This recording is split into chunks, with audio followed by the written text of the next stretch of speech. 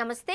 తెలుగుదేశం పార్టీలో 6 అడుగుల నేతగా, పార్టీకి వీర విధేయుడిగా ఉత్తరాంధ్ర సీనియర్ నాయకుడు కింజరాపు అచ్చెన్నాయుడు ఉన్నారు. ఆయన బలమైన బీసీ సామాజిక వర్గానికి చెందినవారు. ఆయన టీడీపీకి 4 ఏళ్ల పాటు ఆంధ్రప్రదేశ్ ప్రెసిడెంట్గా పనిచేశారు. ఆయన టీడీపీ ప్రెసిడెంట్గా ఉండగానే ఏపీలో టీడీపీ మళ్లీ అధికారంలోకి వచ్చింది. వైసీపీ హయాంలో ఆయన అరెస్ట్ అయ్యారు కూడా. బీసీల ప్రతినిధిగా బలమైన వాయిస్ వినిపించే అచ్చెన్నాయుడుకు మంత్రి పదవి అయితే దక్కింది.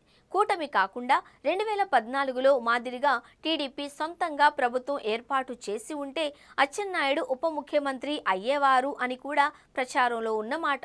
గతంలో చంద్రబాబు హయాంలో నిమ్మకాయల చినరాజప్ప, కేఈ కృష్ణమూర్తి ఉప ముఖ్యమంత్రులుగా పనిచేశారు.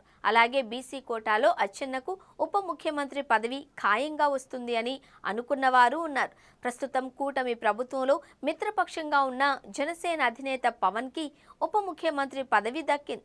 పొత్తు ధర్మంలో ఆయనకు ఆ పదవి ఇవ్వడం సముచితం అనుకుంటే మరో డిమాండ్ ముందుకొచ్చింది. నారా లోకేష్ కి ఉప ముఖ్యమంత్రి పదవి ఇవ్వమంటూ తమ్ముళ్లు కోరస్ గా డిమాండ్ చేస్తున్నారు. బహుశా ఈ ముచ్చట కూడా తొందరలో తీరిపోవచ్చు అని అంటున్నారు.